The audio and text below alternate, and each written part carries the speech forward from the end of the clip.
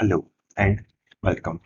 So here we have a question is the loop transfer function of a closed loop system is given by g of s multiplied with h of s is equal to k multiplied with s plus 6 whole divided by s multiplied with s plus 2. Then the breakaway point of the root loci will be. So again हमें इस question में breakaway point find करना है. ठीक है. सो हम breakaway point कैसे find करते थे? पहले तो हम कैरेक्टरिस्टिक इक्वेशन निकालते थे एंड देन उसके बाद k का value and then dk by ds is equal to 0 put करके हम s का दो वैल्यू निकालते थे. उन दो वैल्यू में से एक वैल्यू हमारा ब्रेक अवे पॉइंट होता था. ठीक है. सो हम यहाँ पे भी सेम प्रोसीजर फॉलो करेंगे. So characteristic equation will be 1 plus g of s multiply with h of s is equal to 0. ठीक है. सो देयरफॉर हम कुछ इस तरह से लिख सकते हैं g of s multiply with h of s is equal to -1 and हमारे पास g of s and h of s का वैल्यू क्वेश्चन में गिवन है. So therefore k multiply with s plus 6 and whole divide by s multiply with s plus 2 is equal to -1. ठीक है. अब यहाँ पे जो -1 है उसका मल्टीप्लीकेशन हम मतलब ये वाला जो पूरा टर्म है s multiply with s plus 2 उसे हम -1 के साथ मल्टीप्लाई करते हैं. ठीक है. सो हमारा इक्वेशन आएगा k is equal to minus s multiply with s plus 2 whole divide by s plus 6. ठीक है. ये वाला जो s प्लस 6 वाला टर्म था उसे हमने डिनोमिनेटर में ले लिया. अब हमें क्या करना है? हमें dk बाई ds का वैल्यू फाइंड करना है एंड उसका वैल्यू हमें 0 पुट करना है. So therefore dk by ds is equal to 0 is equal to यहाँ पे जो माइनस है वो ब्रैकेट के बाहर एंड अगर इसको हम थोड़ा और सिंप्लीफाई करें तो यहाँ पे आएगा s square plus 2s and whole divide by s plus 6. ठीक है.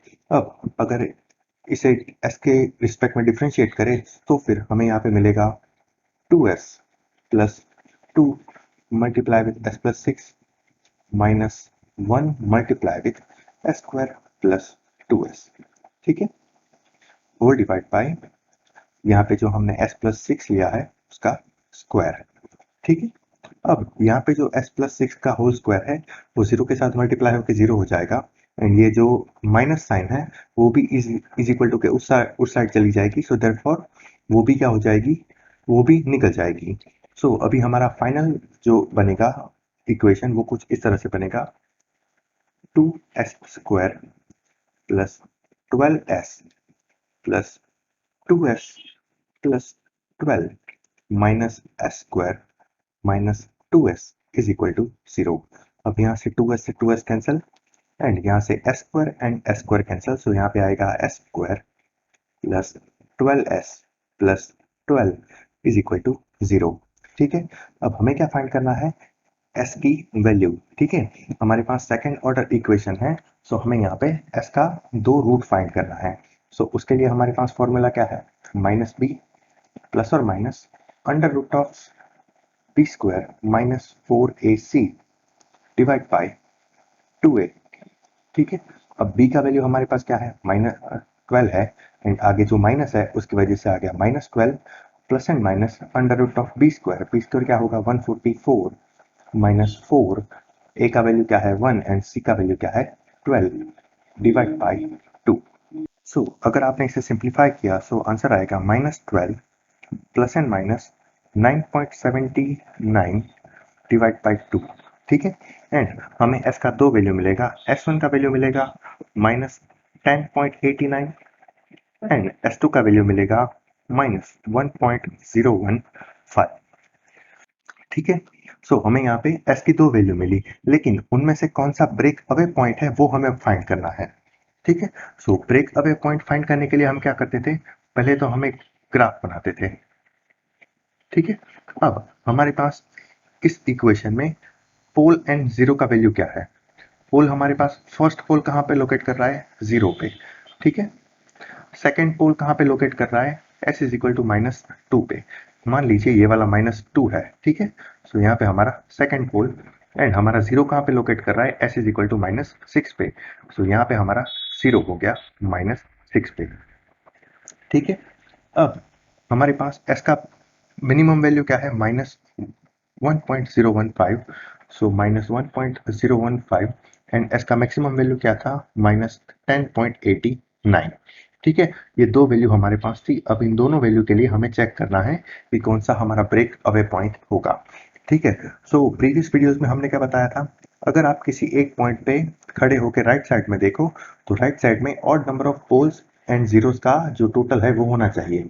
अगर मैं यहाँ पे जो जीरो है उस पॉइंट पे खड़ा होकर राइट साइड में देखता हूँ तो यहाँ पे मेरे पास कोई भी पोल एंड जीरोस अवेलेबल नहीं है, देयरफॉर यहाँ पे मेरा रूट लोकस लाई नहीं करेगा। ठीक है, अब मैं -2 पे खड़ा रहता हूँ, ठीक है, और राइट साइड में देखता हूँ तो यहाँ पे मेरे पास एक पोल अवेलेबल है। दैट्स वाई ये जो -2 से 0 वाला जो लाइन है उसके बीच में हमारा रूट लोकस लाई करेगा। ठीक है, एंड अगर मैं -6 पे खड़ा होकर राइट साइड में देखता हूँ, ठीक है, सो यहाँ पे मेरे पास दो पोल अवेलेबल है जो कि इवन नंबर है। ठीक है, हमें क्या फाइंड करना है, वो जो भी नंबर हो वो ऑड नंबर हो। ठीक है, अगर मैं -2 पे खड़ा हूँ एंड अगर राइट साइड में देखता हूँ तो ओनली वन पोल अवेलेबल है, इट मीन्स ये मेरा ऑड नंबर है। ठीक है, सो दैट्स वाई यहाँ पे रूट लोकस लाई कर रहा है -2 एंड 0 के बीच में। एंड अगर मैं -6 पे हूँ एंड अगर राइट साइड में देखता हूँ तो दो पोल है। ठीक है, सो दैट्स वाई वो मेरा इवन नंबर हुआ। सो दैट्स वाई यहाँ पे रूट लोकस लाई नहीं करेगा। एंड अगर इससे कोई बड़ी वैल्यू है तो फिर वहां पे रूट लोकस लाई करेगा, यहाँ पे नॉट रूट लोकस। ठीक है, अब हमें क्या पूछा है, ब्रेक अवे पॉइंट।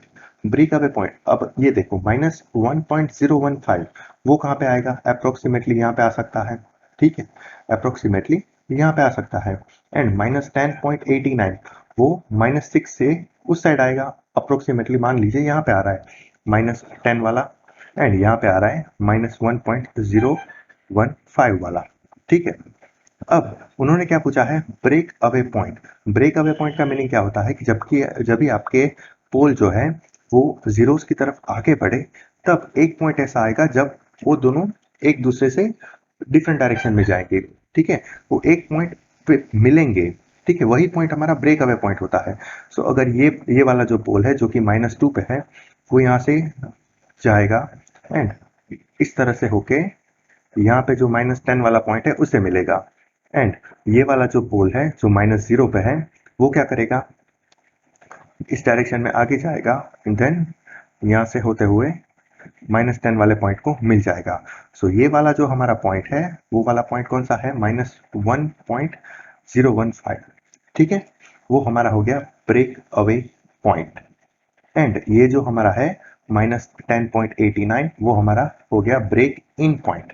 ठीक है, सो इस क्वेश्चन में हमें पूछा क्या है, ब्रेक अवे पॉइंट पूछा है। सो हमारा ब्रेक अवे पॉइंट है, सो उसका आंसर क्या आएगा, -1.015। ठीक है, this is our break away point. ठीक है, अगर ब्रेक इन पॉइंट पूछा होता तो यहाँ पे आंसर आता -10.89। ठीक है, सो इस तरह से आप इस टाइप के क्वेश्चन को सॉल्व कर सकते हैं। ठीक है, सो अगर इस क्वेश्चन में कोई डाउट है तो आप मुझे कमेंट बॉक्स में कमेंट करके पूछ सकते हैं। ठीक है, तो चलिए मिलते हैं नेक्स्ट क्वेश्चन में, तब तक के लिए goodbye and thank you.